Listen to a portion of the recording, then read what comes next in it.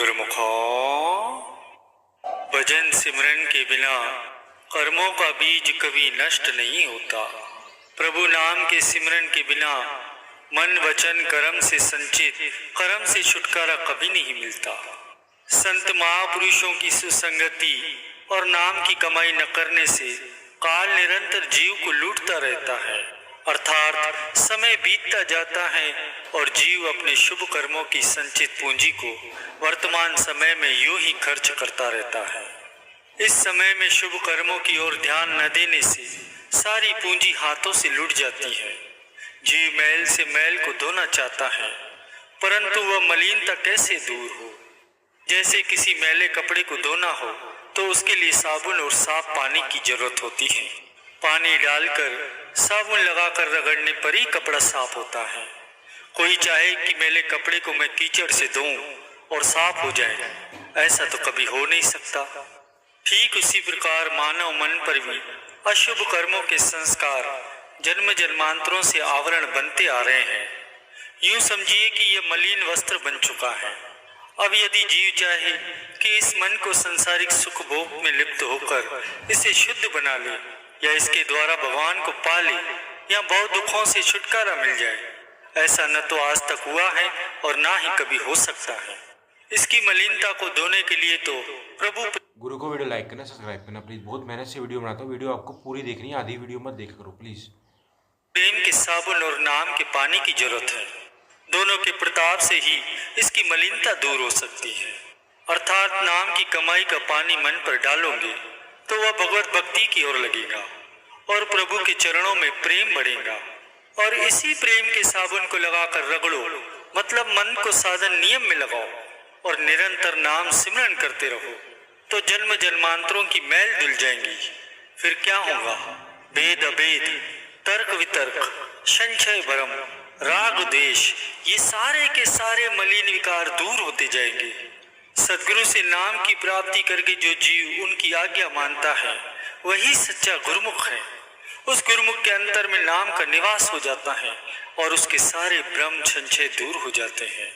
जिसका मन शुद्ध हो गया, मन सारे भ्रम संशय राग द्वेष भय क्रोध आदि से रहित हो गया, उनके लिए संत दरिया साहेब जी वचन फरमाते हैं कि हे प्राणी, अब अंतर में गहरी डुबकी लगा, अनुभव कर कि अमृत वर्षा हर समय हो रही है। हे सुख के अभिलाषी मानव, तू अपना सर्वस्व प्रभु के समर्पण कर और आवागमन के चक्कर से छुटकारा पाकर मुक्त हो जा। ऐसे ही हमारे श्री परमहंस अवधूत मत के महान प्रवर्तक श्री श्री 108 श्री परमहंस दयाल जी महाराज जी एक बार जयपुर में मोती डुंगरी में पधारे और वहां देखा कि एक ब्राह्मण और ब्राह्मणी घोर गरीबी अवस्था में अपना जीवन बिता रहे थे।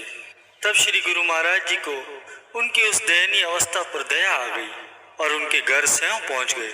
दरवाजा खुलने की आवाज सुनकर ब्राह्मण ने पूछा, भाई कौन है?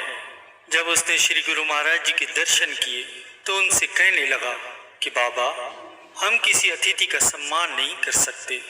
भगवान का दिया बस इतना है कि भोजन को अमृत जानकर पेट भर लेते हैं और सो जाते हैं। और यदि आपको भोजन चाहिए तो कृपया किसी अमीर के घर चले जाइए। तब श्री गुरु महाराज जी ने फरमाया कि ब्राह्मण, सो नहीं जागो, से जागो और दूसरों को भी जगाओ। शरीर के लिए भोजन को अमृत जानकर भूख मिटाते हो तो आत्मा को भी प्रभु राम के अमृत से तृप्त करो, यही तुम्हारा कर्तव्य है। प्रेमियों, उस समय श्री गुरु महाराज जी अनेकों बार संस्कारी और पथ विचलित आत्माओं के पास स्वयं पहुंचकर उन्हें सद्मार्ग दर्शाते थे। श्री गुरु महाराज जी की ये बात सुनकर ब्राह्मण कहने लगा कि बाबा, इतनी गुड़ बातें तो आप ही जाने, भगवान ने हमें दिया ही क्या है जो उनको याद करे। हमें इतना ही बहुत है जो हम कर रहे हैं। श्री गुरु महाराज जी ने फरमाया कि अच्छा, अपना नाम और काम तो बताओ। भगवान ने मनुष्य को वो सब कुछ दिया है जिसका वह बदला नहीं चुका सकता। भगवान ने केवल शरीर नहीं दिया बल्कि कर्तव्य कर्म करने के लिए भी अनमोल अंग दिए हैं, अमृत तत्व आत्मा दी है। ये श्री वचन सुनकर ब्राह्मण तो मानो श्री गुरु महाराज जी की वाणी से मोहित हो गया। तभी उसकी धर्म पत्नी भी आ गई। श्री गुरु महाराज जी को चारपाई पर विराजमान करते हुए ब्राह्मण श्री चरणों में विनती करने लगा, बाबा, मेरा नाम आत्मा राम है। मैं एक ब्राह्मण हूँ। पूर्वजों द्वारा प्रदान किए हुए जाति कर्म को करता हूँ। कुछ विशेष नहीं जानता, बस पोथी पत्रा पलट लेता हूँ। निर्वाह योग्य मिलता है, उस पर अपने जीवन का सफर काट रहा हूँ। श्री गुरु महाराज जी ने फरमाया, आत्मा राम ब्राह्मण अर्थात ब्रह्मा को प्राप्त किए हुए आत्मा में रमण करने वाला, पूर्वजों से ज्ञान पाया नहीं, सो उस ज्ञान राशि से वंचित होने पर इस लोक में दरिद्र है, तो परलोक क्या बनेगा। ठीक है आत्माराम, ब्राह्मण धर्म का ज्ञान तुम्हें नहीं है, हम तुम्हें मानव धर्म का उपदेश देते हैं। सुनो, अपना समय सोने में व्यर्थ मत गवाओ। जितना समय संसारिक व्यवहार से बचता है उसे अन्य वस्त्र की चिंता छोड़कर प्रभु के चिंतन में लगाओ और अपने समय को सफल करो। प्रभु के नाम का जाप करो। सोते बैठते उठते हर समय भगवान की याद में लीन रहो। जब तुम्हें इस काम में रस आने लगेगा तो हम तुम्हें इससे भी उत्तम वस्तु प्रदान करेंगे। श्री परमहंस दयाल जी महाराज जी के ये वचन मानकर वो ब्राह्मण और ब्राह्मणी भगवत भक्ति की ओर आकर्षित हुए। नित्य प्रति प्रभु के सिमरन से उनकी हालत ही बदलती गई। फिर एक बार जब श्री गुरु महाराज जी उनके घर पधारे तो श्री गुरु महाराज जी के साथ एक जोहरी भक्त भी था। उस जोहरी भक्त ने देखा कि जिस सिलबट्टे पर वे चटनी पीस रहे थे उसका एक कोना पारस पत्थर का है। जोहरी ने धीरे से श्री गुरु महाराज जी के चरणों में विनती की कि प्रभु, मैं इसे पीसने के लिए दूसरा सिलबट्टा लाकर देता हूँ। इन्हें कहिए यह सिलबट्टा स्वयं ही आपके साथ लेकर चलें, मैं इसको पर देखूंगा। अब ब्राह्मण दंपति श्री परमहंस दयाल जी महाराज जी की सुसंगति से भगवान की याद गुरु को वीडियो लाइक करना, सब्सक्राइब करना प्लीज। में मग्न रहने से स्वस्थ एवं जागृत दिखाई देते थे। जोहरी के कहे अनुसार उन्हें दूसरा सिलबट्टा दिया और उनके सिलबट्टे को साथ लेकर श्री गुरु महाराज जी जोहरी के घर पहुंचे। जोहरी भक्त ने लोहे का थोड़ा सामान जमा किया और सिलबट्टे के चारों ओर रगड़ कर देखा। जिस कोने पर उसे विश्वास था कि यहाँ पारस पत्थर है, उस कोने पर रगड़ कर देखा तो लोहा तुरंत सोना बन गया। श्री गुरु महाराज जी ने फरमाया कि आत्माराम, ये तुम्हारे घर में पड़ा पत्थर था, परंतु तुम्हें इसकी पहचान नहीं थी। देखो, भगवान के नाम जपने से आत्मिक भूख तो मिट गई, अब शरीर का निर्वाह करने के लिए भी यह सोना ले लो और भगवान के नाम में दिल लगाओ। ब्राह्मण और ब्राह्मणी तो श्री परमहंस दयाल जी महाराज जी के श्री चरणों में गिर पड़े और उनका कोटन कोट आभार मानने लगे। तब श्री गुरु महाराज जी ने उनको अधिकारी जानकर नाम की दीक्षा दी।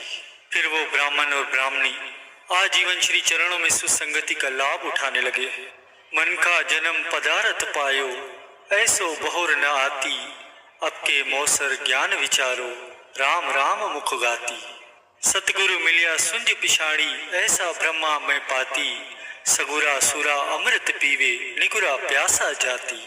मगन बया मेरा मन सुख में, गोविंद का गुण गाती, साहेब पाया आदि अनादि, नातर भाव में जाती। मीरा कहे एक आस आपकी, और आंसू सकुचाती। भक्तिमती मीराबाई जी अपने मन को समझाते हुए सबके लिए उपदेश सुना रही है कि उत्तम मानव देह की प्राप्ति हुई है, ऐसा साधन करूं कि वापस आवागमन में न जाना पड़े। इस जन्म में मुझे ज्ञान और विचार का स्वर्णिम अवसर मिल गया है, इसलिए भगवान के नाम सिमरन में लगी रहती हूँ। सदगुरु के मिलाप से मुझे ऐसी सूझ मिली है कि भगवान को पाने का यत्न कर रही हूँ। जिसे पूरे गुरु की शरण मिल जाए वह शूरवीर बनकर गुरु वचनों पर आचरण कर नाम सिमरन, संत सेवा और भक्ति के नियमों पर चले तो वह आत्मरसामृत का पान कर सकता है। जिसको सदगुरु की शरण नहीं मिली वह इस रस से वंचित रह जाएगा।